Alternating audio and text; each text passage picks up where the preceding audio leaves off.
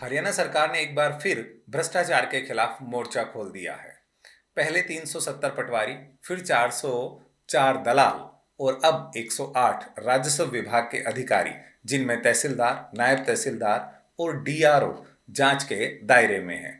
नमस्कार, आप देखना शुरू कर चुके हैं न्यूज़ टाइम। मैं हूं आपके साथ रवि यादव। सरकार का दावा है कि इन अफसरों ने रजिस्ट्रिया माफियाओं से सांठगांठ कर नियमों की धज्जियां उड़ाई और 7A एक्ट की खुलकर अनदेखी की। अब इन पर चार्जशीट की तैयारी हो चुकी है। फाइल मुख्यमंत्री नायब सिंह सैनी के पास पहुंच गई है। रेवेन्यू विभाग के सूत्रों की माने तो इन अफसरों ने बिना एनओसी के रजिस्ट्रियां की और उसके बदले मोटी रकम वसूली। इन अधिकारियों ने नियमों को ताक पर रखकर जमीनों की रजिस्ट्रियां की। बता दें, धारा 7A के मुताबिक अगर जमीन विवादित है या सरकारी आदेशों की जरूरत है तब एनओसी लेना मैंडेटरी हो जाता है। लेकिन इन अफसरों ने वही रजिस्ट्रियां बिना एनओसी के की और वो भी मोटी रकम वसूल कर। सरकार को इनकी अवैध संपत्तियों का भी इनपुट मिला है। इंटेलिजेंस रिपोर्ट्स बताती है कि कुछ अफसरों के पास बेहिसाब प्रॉपर्टी और कैश है। पटवारियों और दलालों की लिस्ट लीक होने के बाद सरकार ने इन भ्रष्ट अधिकारियों की लिस्ट को पूरी तरह से सीक्रेट रखा है। हालांकि उनकी तैनाती के जिलों के अधिकारियों को नाम भेजकर पहले ही रिपोर्ट तलब कर ली गई थी। नियम 7A का उल्लंघन कर बिना एनओसी के रजिस्ट्रियों का मामला पहले भी सरकार के पास आया था। तब तहसीलदारों, नायब तहसीलदारों और पटवारियों को नोटिस जारी किए गए थे और उनसे एक्सप्लेनेशन मांगा गया था, मगर तब इस मामले में कोई कार्रवाई नहीं हुई थी। तब ये माना गया कि दबाव की वजह से सरकार को बैकफुट पर आना पड़ा, इसलिए इन भ्रष्ट अधिकारियों और कर्मचारियों पर कार्रवाई नहीं की गई।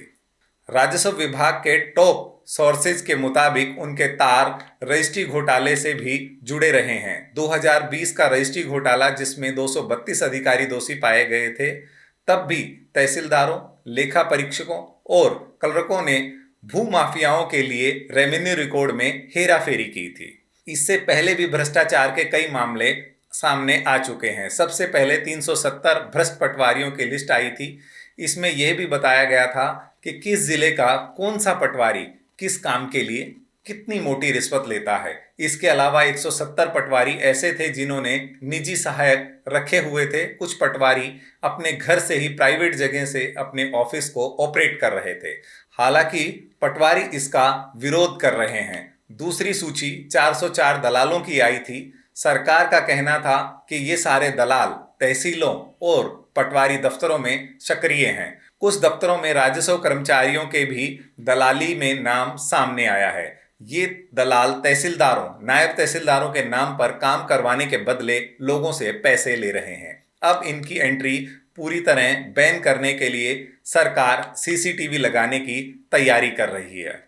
तीसरी कार्रवाई, सिंचाई विभाग में 80 अफसरों के खिलाफ चार्जशीट की पेशकश की गई है। सिंचाई मंत्री श्रुति चौधरी ने बताया, विभाग की विजिलेंस विंग ने निर्माणाधीन प्रोजेक्टों में 48 रैंडम सैंपल लिए थे, जिनमें से 18 सैंपल फेल हो गए थे। ये अधिकारी अलग अलग जिलों में तैनात हैं। अब 108 अफसरों की फाइल मुख्यमंत्री के पास है। सूत्रों के मुताबिक जून के मध्य में चार्जशीट को मंजूरी मिल सकती है।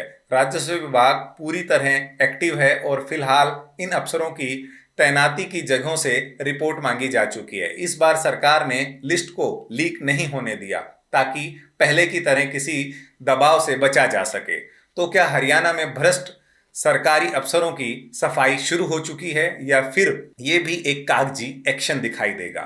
पहले की तरह ये लिस्ट कहीं किसी और सरकारी दफ्तर के कोने में पड़ी ना रह जाए, क्योंकि अभी तक नायब सरकार की तरफ से भ्रष्टाचार के मामलों में धरातल पर कोई एक्शन नजर नहीं आया है।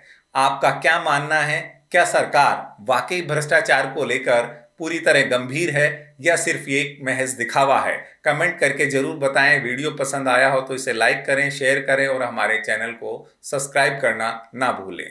नमस्कार।